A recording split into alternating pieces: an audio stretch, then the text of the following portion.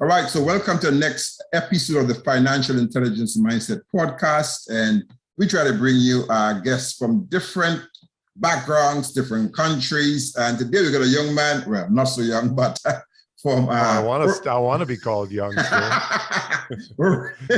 Originally from Ohio, currently in Southwest Michigan.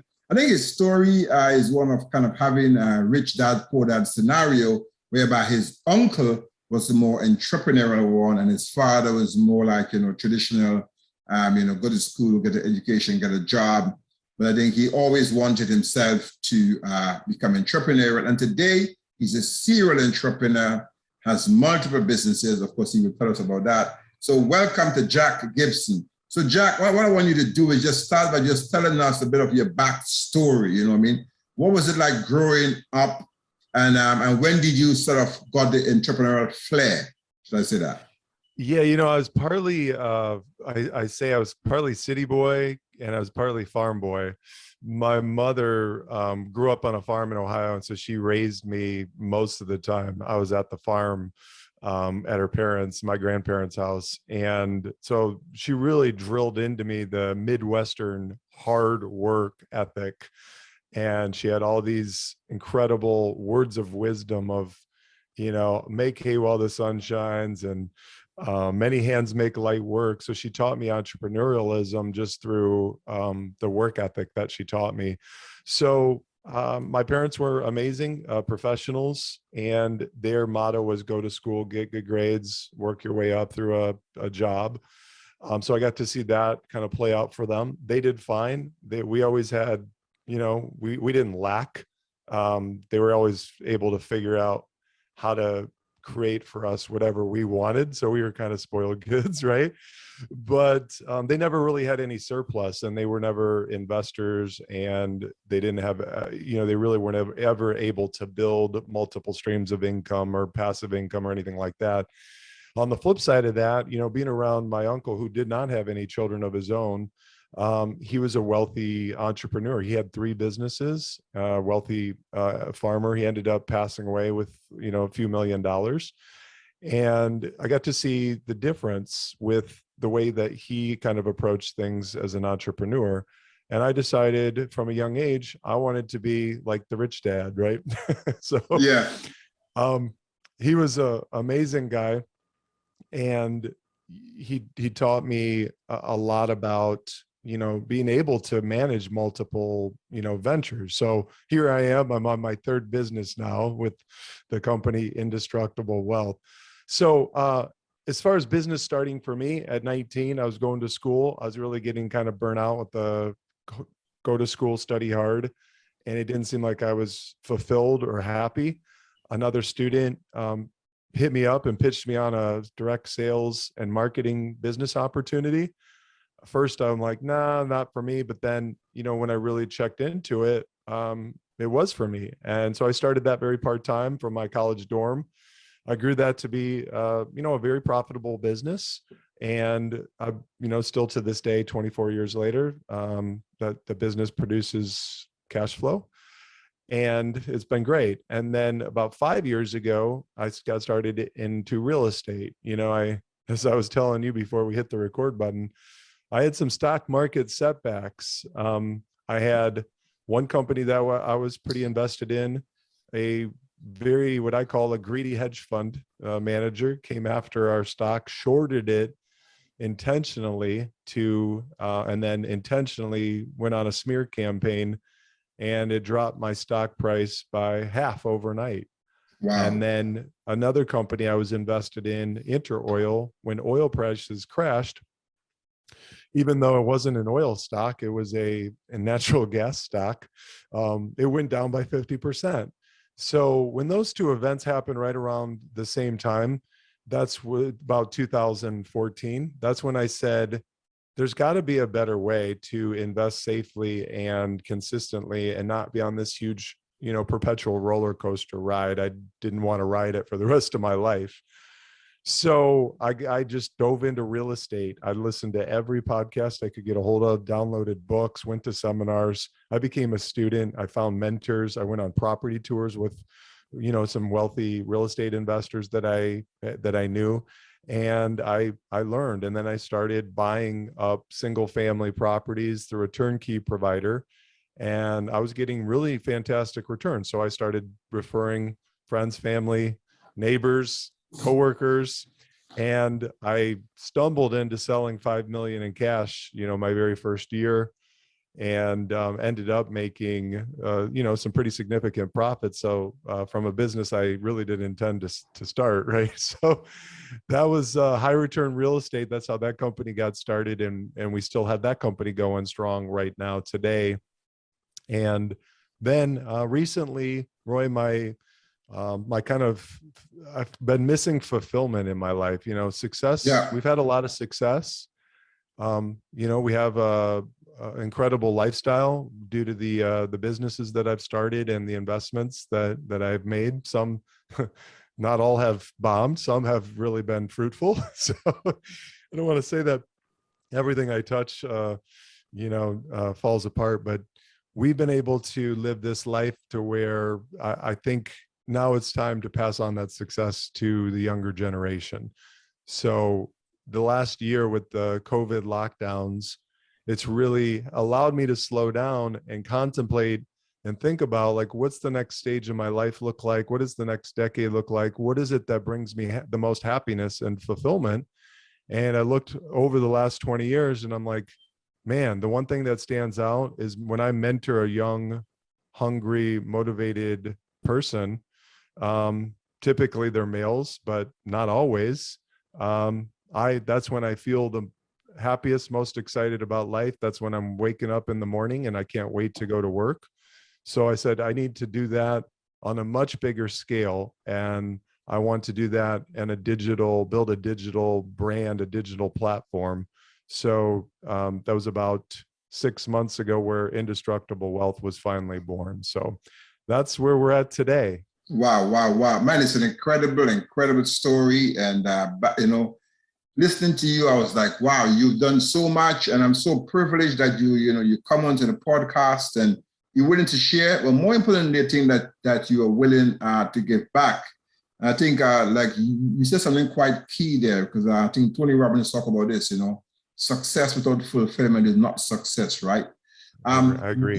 Yeah. One of the first questions I want to ask you, right? If you think back to your teenage life, and if you had a young man now who's a teenager, and you were going to advise him about, how do you get into business? How do you start a business? How do you take risk? I mean, how would you advise either your younger self or you advise a young person who might be looking to, maybe they haven't got plenty of resources. Maybe they haven't got the exact background like you, in terms of, although you were not necessarily wealthy per se, but you had parents that provided for you. Maybe someone who has no resources right now, all they have is access to the internet, and they want to start to go into investing or doing a business. How would you advise them to go about doing that? Well, just to say, the fact that I didn't have any real resources when I first started either. I mean, I actually sold my CD collection. I know that kind of dates me a bit. I'm only 43. So, wow. But I sold my CD collection to raise a little bit of capital to be able to run some marketing in local newspapers. So the real resources are not your capital, but your resourcefulness. There can always be a shortage of resources, but there's never a shortage of resourcefulness. So I think that anybody who has drive, they have energy, they have passion, they really understand that the fundamental premise behind a successful business is making somebody else's life better through helping them solve a problem that they have. If you can take the kind of the focus and the energy off your own problems, because we all have problems. We will always have our own problems, and nobody cares at all about our problems. What they want to know is, how can you help them solve a problem? So if you can identify a problem that people are experiencing in the marketplace that you're passionate about helping them to solve, then you can figure out, from there, how to go about doing that with, you could have very limited resources. I can tell you this, Roy, there's always a way to find the capital and the resources. If you have a great idea, if you have a passion, if you have the energy and you have the perseverance to follow it through, you'll be able to attract the things and the people that you need to make it happen. I tell people all the time, because I have people ask me, what should I invest into if I say I have $2,000 or if I have $10,000? Like what should I buy? Cryptocurrency, stocks, can I get into real estate? Right? What should I buy? And I'm always like, nothing. None of the above. That money should go into you. Yes. You're your best investment. Go hire a coach, take a course online. There's more free content, though, available online than in the past thousands and thousands of years of human history, that if you seek it, it's all available, right online for free. Now, if you really want the good stuff and the sequential implementation stuff, you got to pay somebody to help you to implement it. But you can learn so much about the niche or the specific business or problem that you want to solve. So that's the first step, is, those kind of things, is investing into yourself first. That's the most, you'll get 100x return on that. I mean, I so much agree with you, actually. That the best investment, that I think Warren Buffett says this, and even though he's a super multi-billionaire, the best investment that you can make is in yourself. I mean, I actually preach this all the time, because I myself have invested hundreds of thousands into my own education. In fact, we were speaking earlier. I'm from Grenada, where I'm currently right now. I left here. I went to the UK on a loan, on a student loan, to study accountancy. I qualified. In the last 3 years, I invested in online education. How to do webinars, how to build landing pages, how to do everything, even how to do podcasting. I did a course on how to do podcasting. You know what I mean? Yeah. Because I wanted to do podcasting, right? Me too. And, so you have to invest in yourself, invest in the know-how, and then it's easy to actually do it. Now, I'm going to pick your brain further to say that, let's say the person was resourceful and started looking online. Based on your experience, how can someone who has no money and have invested in themselves raise some money? I mean, what are some of the innovative ways to raise some capital that maybe you have used in your own self, to kick off a business? Yeah, so that's a great question. I mean, there's a myriad of ways, right? There's credit cards, which are certainly, I've seen people use those viably, a little bit more risky in terms of, it's unsecured, high interest debt, which is my least form of debt, least favorite form of debt. In fact, I hate it. But if it's used to, start a business, I think that's a little bit different. But it also needs to be used responsibly, because, if you use it to invest in a business, your name is still attached to it. So, of course, yes.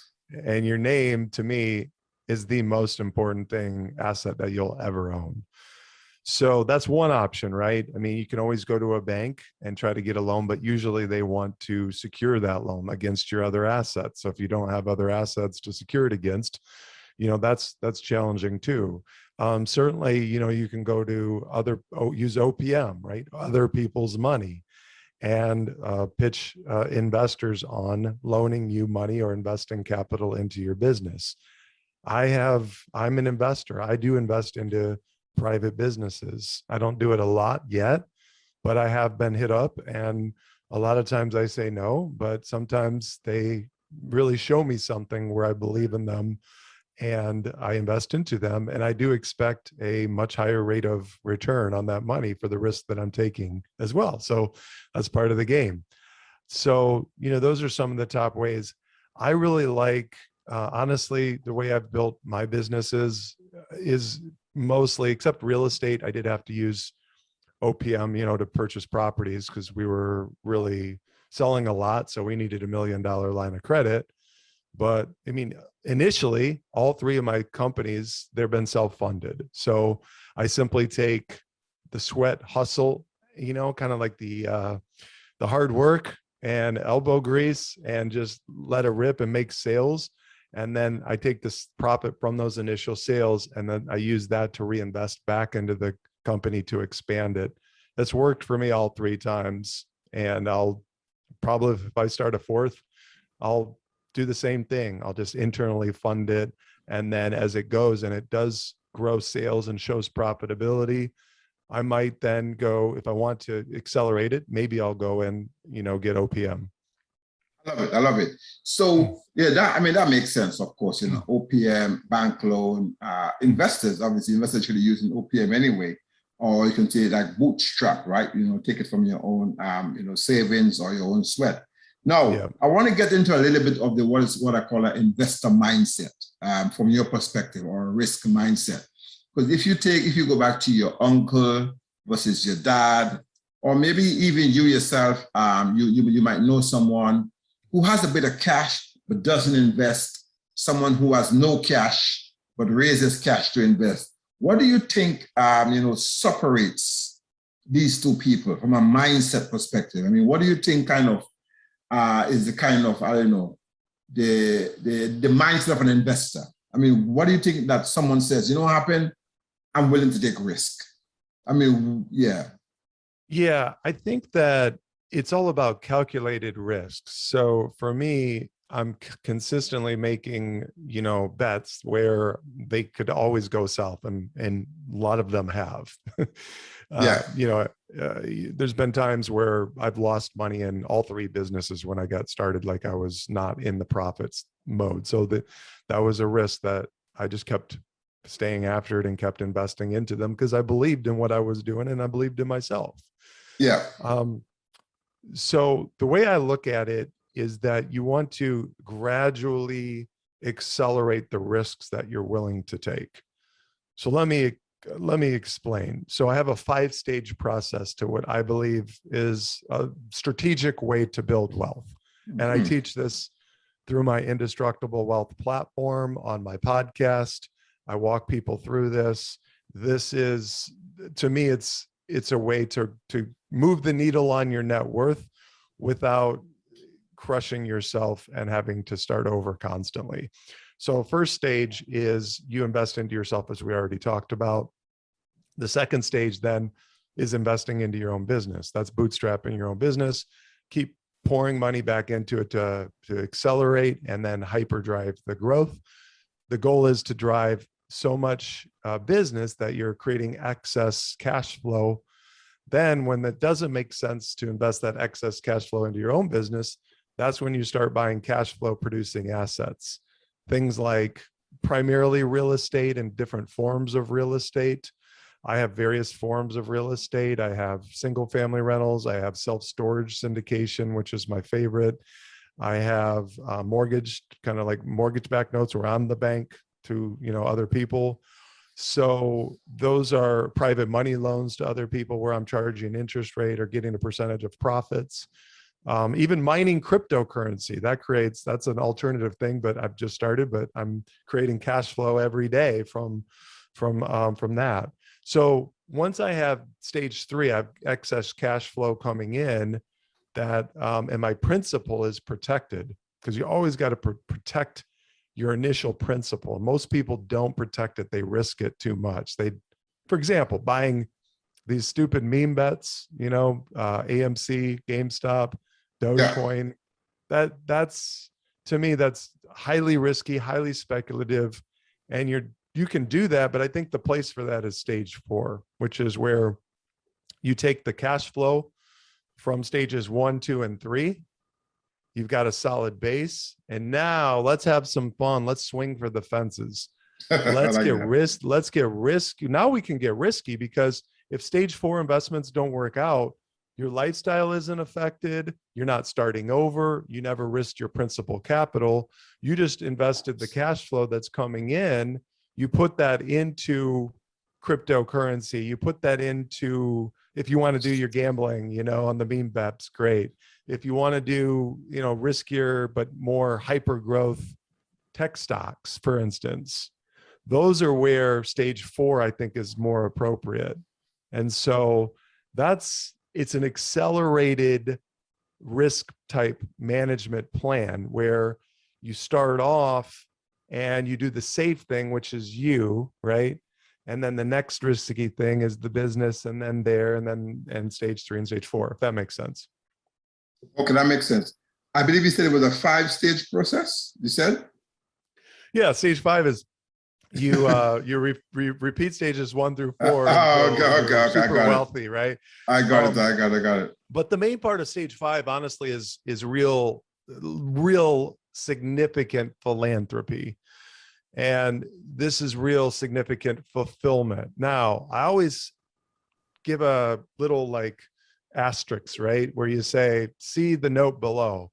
You don't need to wait to stage 5 to become a philanthropist. Philanthropy is a way of life. It's not a place at which you arrive with a certain lump sum of money. Most people think philanthropy, they think of, the wealthy, super wealthy, mega wealthy people. I'm a philanthropist because I take 10% of all of my earnings and I give that away to charitable causes. It could go to our church, a portion does. It could go to Young Life, which is a program here in the States to support high school students to give them more good role models. It could be to feed the hungry, which we've done. It could be to help people get out of sexual slavery, which I've made significant donations to that.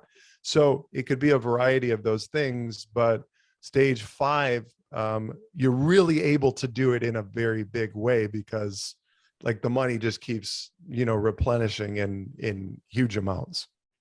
Yeah, I really like the model that you actually talked about, in terms of like, gradually accelerating your risk. I mean, it's a good one, I mean, I always talk to people about the risk, understanding your expected return, obviously your risk increases depending on the kind of return that you want, right? The more, it's called the risk return theory. The more return you think you want, the higher you have to take the risk, you know what I mean? So to some extent, I like your model a lot, because what you're saying is that, no, but don't just risk based on expected return, but risk the cash flow that you've generated from your business. So you always preserve the capital.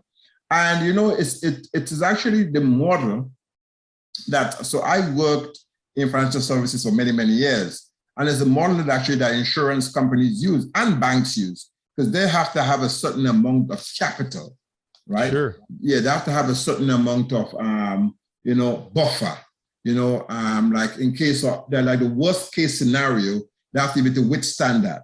And that is called the capital. But anything in excess of that, they can risk it. Because even if they risk excess of the capital and they have a really bad scenario, they already have the capital to withstand the bad scenario. You understand what I'm saying? Absolutely. Because you cannot risk the capital. Does it make sense? Yeah. 100%. The capital is there to allow you to risk, allow you to take risk. I think too many people, they risk their early capital. I did the same thing. Okay. So I'm not a hypocrite.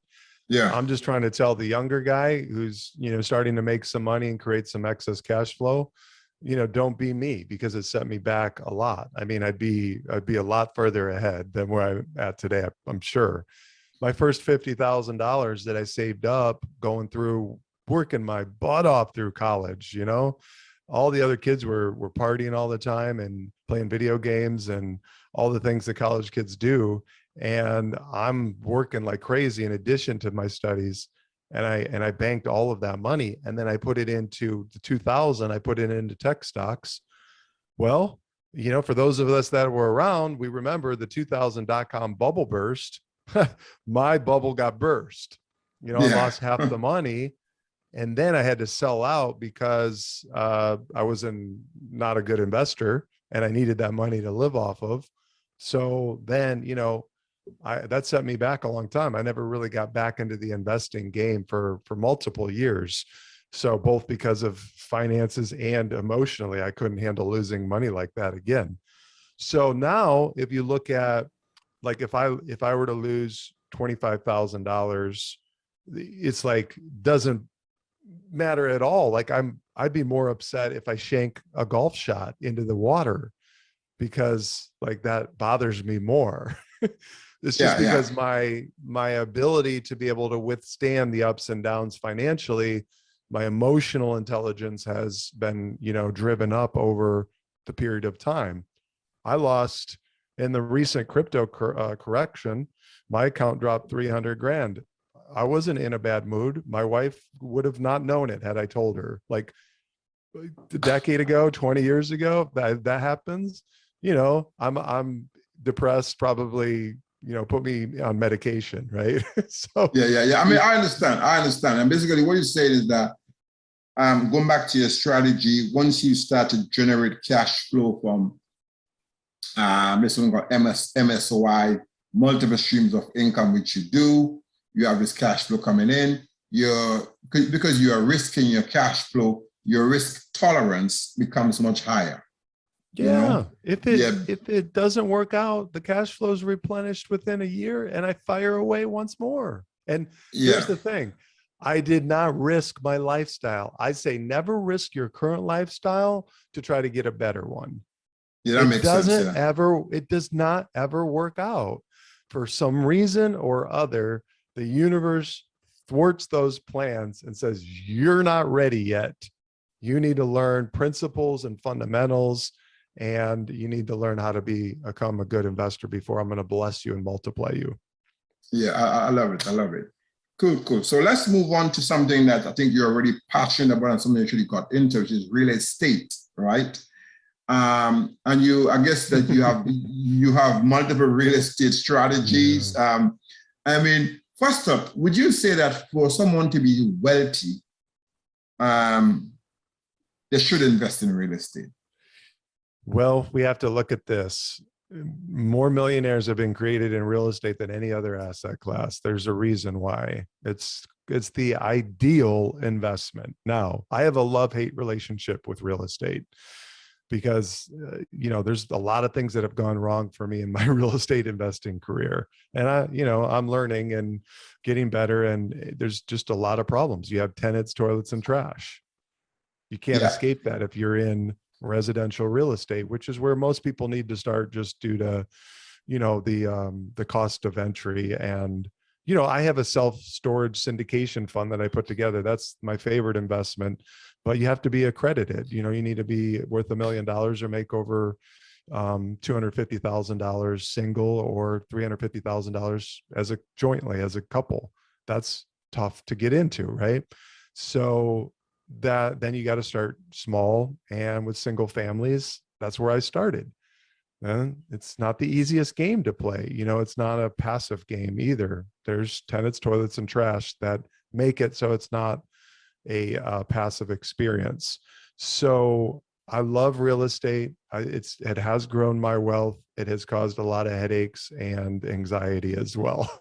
So So what are some of the sorry to cut you, but what are some of the sort of strategies that you can share for someone to get into real estate without having a lot of money? I mean, we obviously talk about leveraging other people's money, etc. But I'm talking about specifically on some of the real estate strategies that you might know might work, let's say in America or potentially in Europe.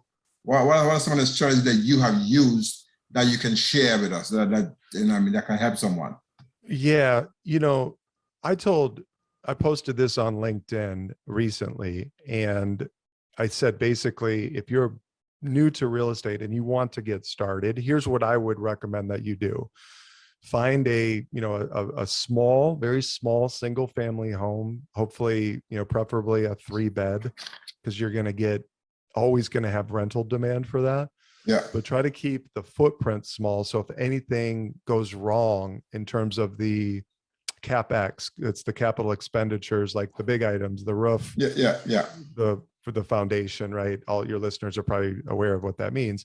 Then you're not going to get crushed. And the same thing, I said, take on a light remodel project so you can start to learn how to force equity, force valuations up. Don't take on a beat up, dilapidated project that's going to cost, 30, 40,000 in rehab, you'll go over budget, you'll make mistakes, you'll miss things, you could get screwed by your contractor. All sorts of things can and will go wrong. But if you take on a light remodel where you're remodeling a kitchen, you're improving the landscaping, you're not doing the huge heavy lifting, then you can force some value up on that property, but you won't get killed or hurt too bad. And then just rent it out and, pull your money back out with a bank leverage through a refinance, or, those are types of properties too, where you could purchase them up front with 20%, 25% down and get a bank to finance it because it's not dilapidated, right? A bank's not going to finance a heavy construction project. So that's one way. The other way is, I'm really starting to like, which is crowdfunding. So this is where, you can get into real estate for even a few $1,000s and you just own a small fractionalized piece of that property. I was just listening to a podcast. I'm going to actually have them on my show very soon, where they've created a way to invest into properties in the US through the blockchain. So essentially utilizing cryptocurrency and all the technology to where you can fractionally invest as little as $50 and then get a piece of the rent based on how much you put in. You get a piece of the cash flow and equity that proportionally to what you put in. I think that's incredible as to where technology is going to be able to take us and allow opening up the floodgates for more people to be able to get, involved and get a piece of real estate ownership without, necessarily having to go through the bank loan process or put up $50, $100, $200,000 in cash to get involved. So I think that's the next frontier that I would recommend that people start really looking into. Yeah, well, I agree. I mean, I think on the crowdfunding part, certainly, I think crowdfunding is an opportunity for you to buy into something with a group of people that you yourself would never had a chance to actually buy into. Yeah. So that is really, really, really good. All right. Yeah.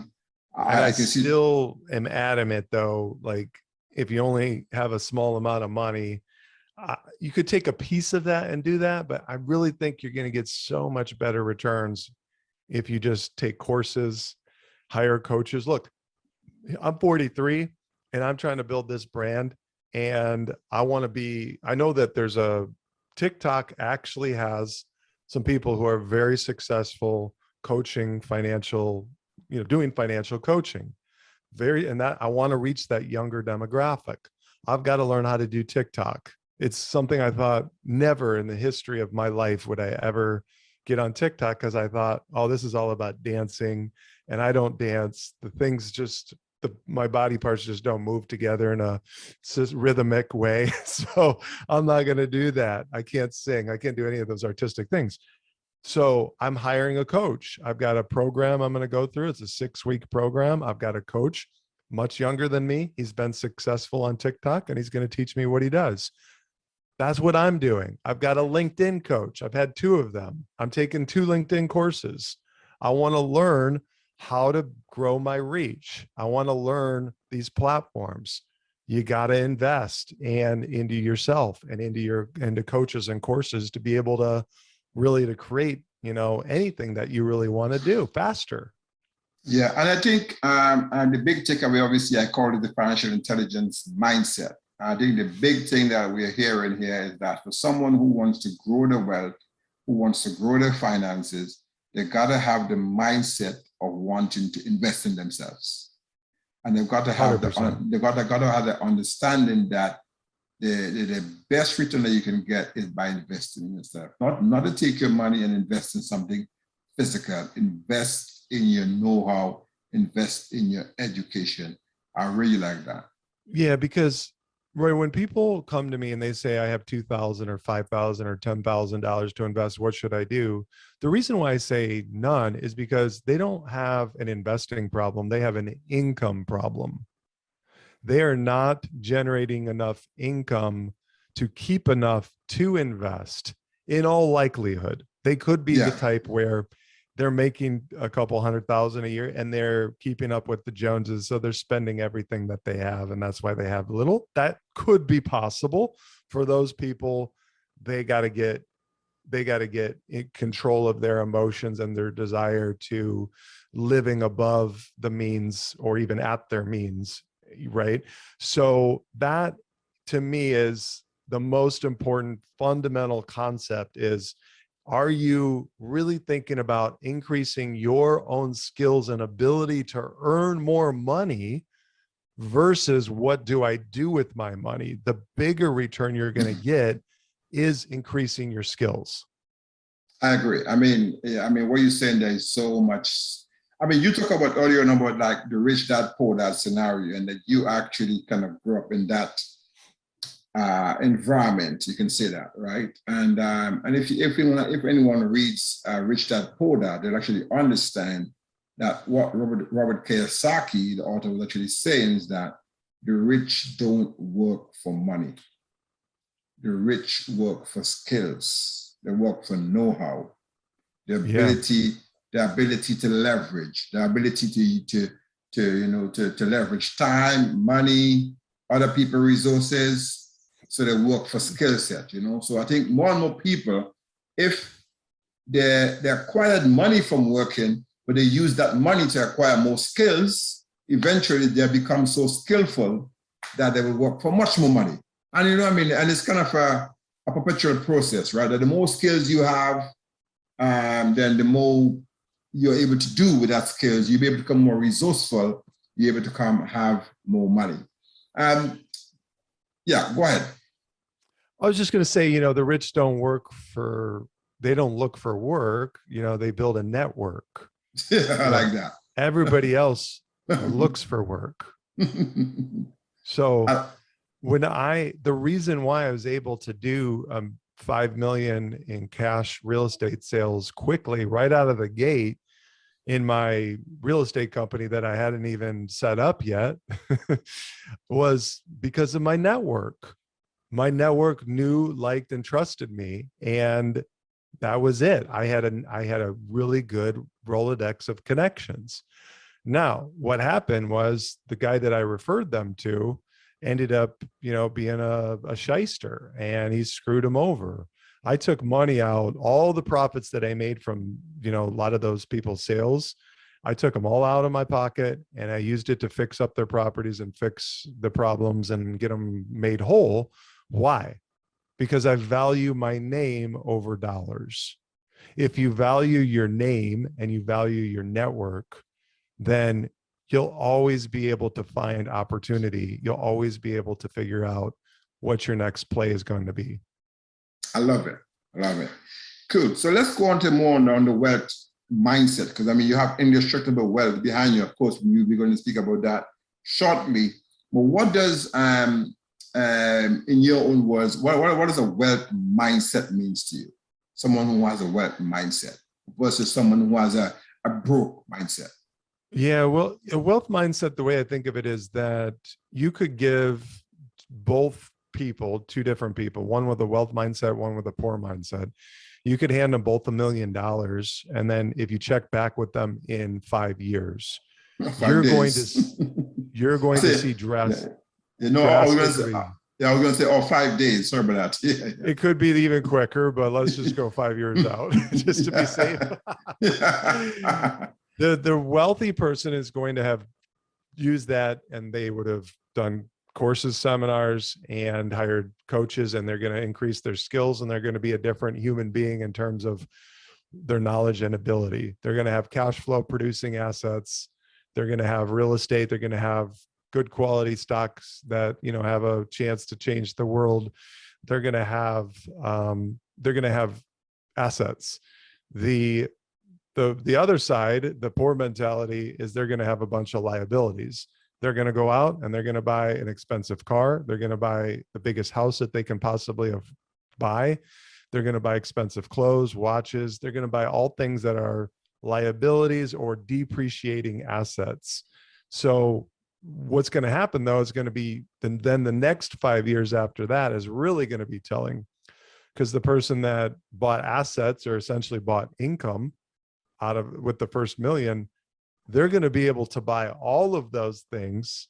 Eventually. And it's not even going to affect them at all because their income just continually replenishes over and over. Whereas the other person is probably bankrupt, which happens to 98% of all lotto winners that got the $1 million that didn't have a wealth mindset. They bought a bunch of stuff that, didn't create any cash flow, weren't assets. They were all liabilities. And then bam, they can't replenish that. They don't have the skills to replenish that money. If you took everything away from me, Roy, all my net worth, everything, I'd have it back. Maybe not in 5 years. That could be a challenge. I'd have it all back in a decade. I know that for sure. Well, it's amazing you said that, right? Because as you were speaking earlier on, because I listen to a lot of different people, like you, like listen to podcasts. I have certain mentors I've never met. And it's a guy in America, I don't know if you heard of him, his name is Keith Cunningham, right? Sure, love him. Yeah. And he actually lost 100 million and he made it back. Yep. Right. And I think some people would if they lost 100 million, they would be lost forever. They would be gone. That's because maybe it was all the money, they inherited it. But if you have the know-how to create 100 million, I think that you can create 100 million, you know what I mean? So it's a big thing, that to be able to recreate wealth. Yeah, I'm not on that level yet for sure, but I loved his story because he was very transparent about what happened and what led to it. And a lot of it, he just admits we were very cocky. We were very egocentric and that we thought we had arrived. We thought we knew it all. And so it created a lot of blind spots for us where there were things that we just weren't seeing that we should have seen had we had our heads on and emotions on straight and weren't so greedy. I like that. And that's exactly what you said.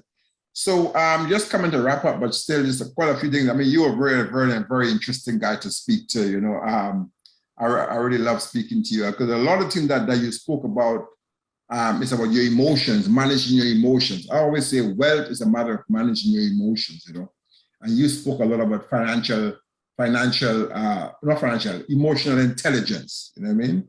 Sure. And I always ask people this question on the podcast. I mean, I did ask you what is a wealth mindset, but I will ask you in your mind, what do you think is the kind of the word financial intelligence mean? And how important is that to you in running your business?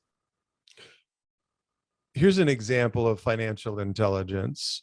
So here's what the poor, the average, and the great or sophisticated investor does when they buy an asset and the price drops relatively, quickly from the time that they bought it. Okay. So the response is more an emotional response than it is anything else. So the poor investor, which was me back in college, I explained the dot-com bubble crash hit and my equities dropped 50%. They panic sell.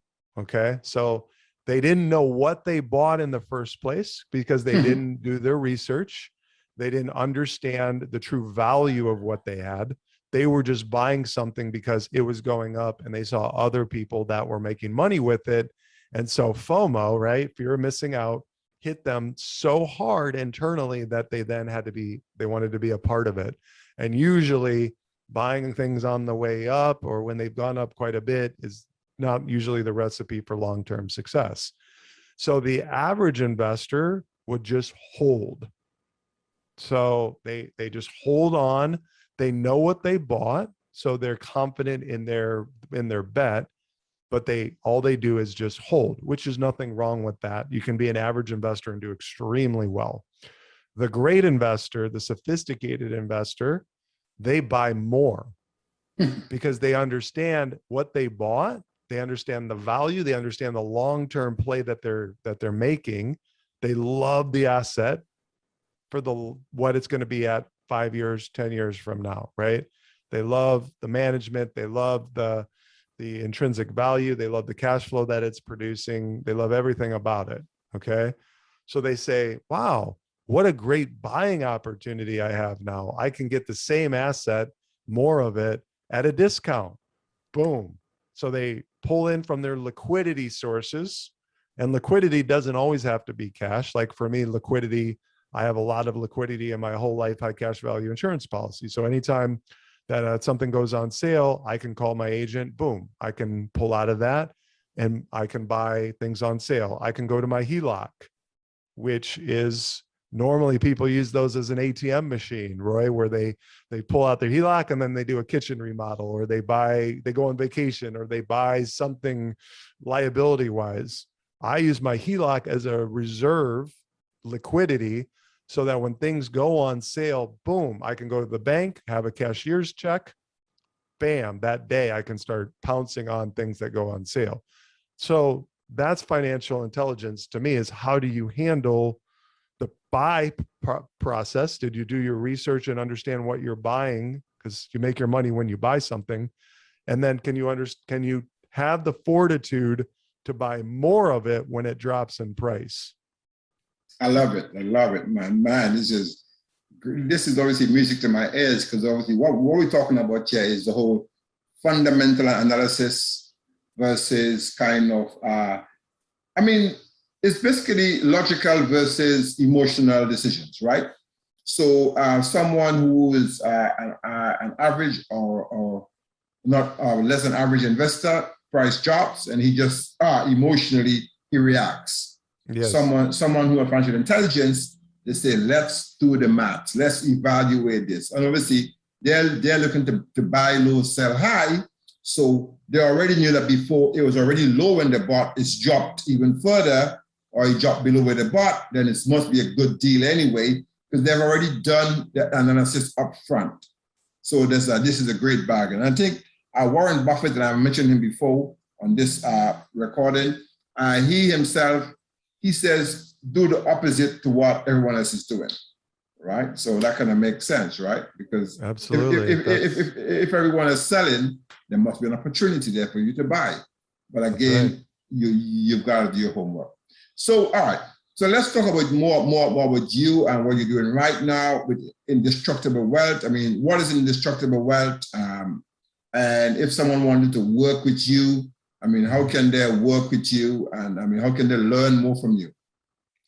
Yeah, it's a great question. It's a financial coaching platform, more kind of sexy, appealing. It's a wealth strategy program. That sounds more fun, right? So when I was looking at, like all the different financial coaching and models that are out there, they seem to all, generally speaking, be hyper-focused on one asset class. And what I realized is that being all in on one asset class is a pretty tough proposition, because inevitably winter will come for any asset class. It will have a serious correction. So what I wanted to do in creating Indestructible Wealth for myself first is to make sure that I was invested in multiple asset classes.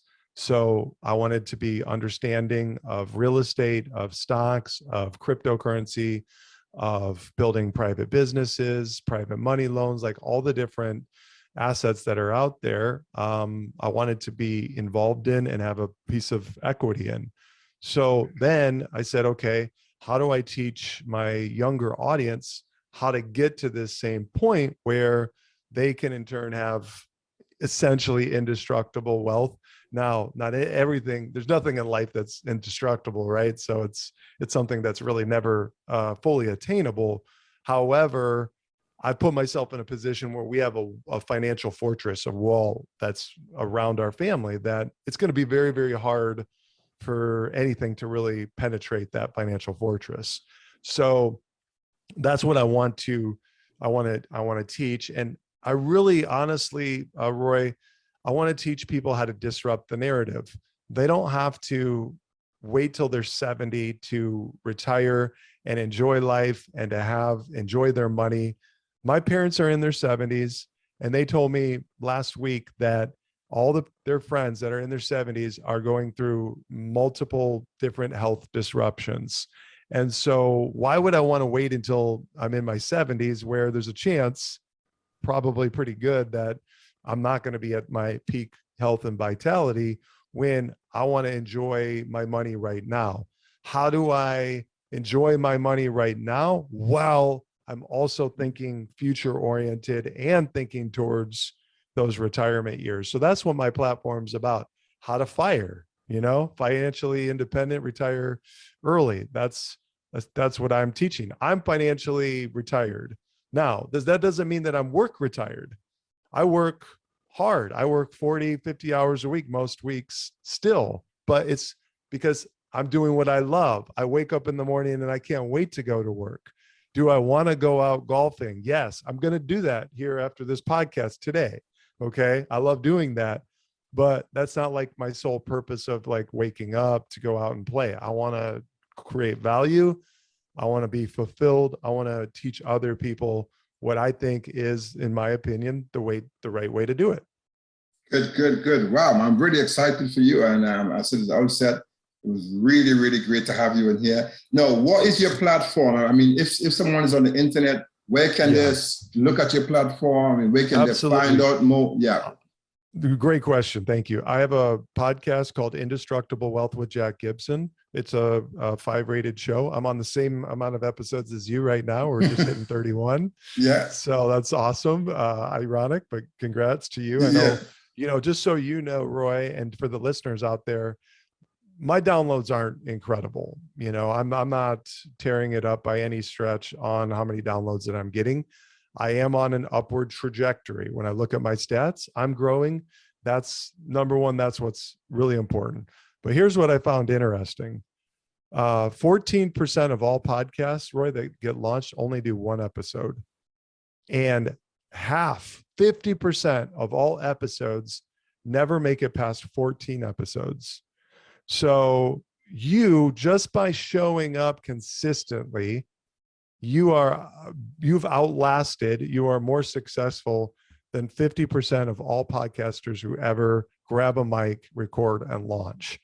That is, and I'm telling your listeners that showing up consistently, you're going to beat not everybody, but that's the first starting point. You're going to beat a lot of high percentage of people out there just by showing up.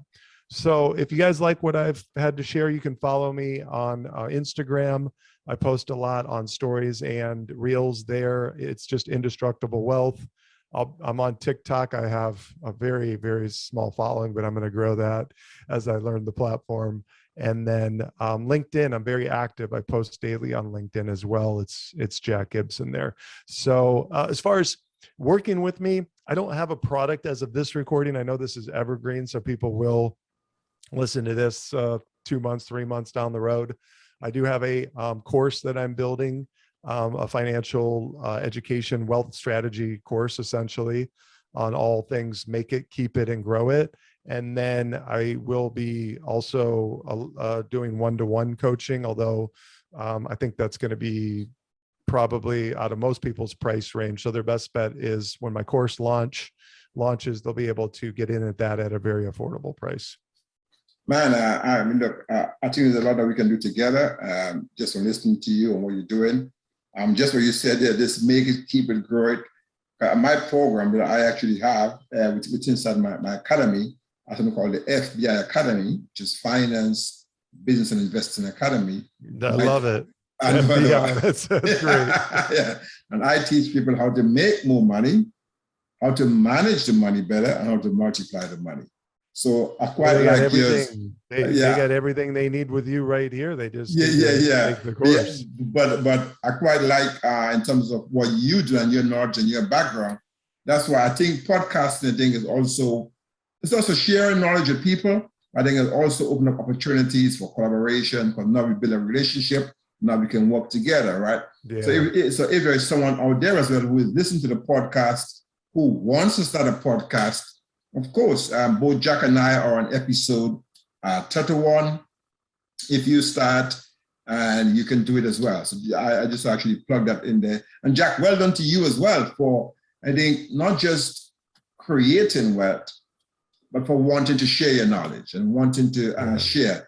I think many people can create wealth, but not many people can teach people how to create wealth.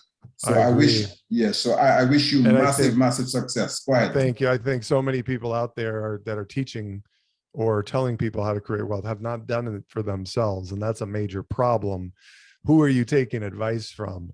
I'm not taking advice on physical fitness from somebody who hasn't gotten physically fit and in shape and made progress themselves. I'm not taking marriage advice from somebody who's been married for a year and they think that they've got it all figured out. I want the people that have been through the ringer. They're 10 years, 15 years in and have a successful marriage. To me, it's the same thing with building wealth. You got to look at, who are you taking advice from? Have they created what it is that you want to create? So you're an awesome example for all of your listeners, Roy, and they need to take your course. Yeah, thank you, Jack. And same to you, Jack. I wish you massive success. Do keep in touch, and I'm sure that we can learn a lot from each other as we journey together. So look, that's right. I'm not going to keep you much longer. So I try to keep it to an hour. I think we've been going. Well, I think it's 45 minutes. It's been so interested that we've been going for about an hour. Oh wow! I can't believe it. It went by quick. So. Yeah. I would obviously love to have you on again sometime in the future. Maybe when your courses are launched. And Thank you so much for having me. It was a pleasure to be on your show. Thank you. Yeah, man. Thanks a lot. So look after yourself, and we'll be in touch soon. That sounds great. Bye.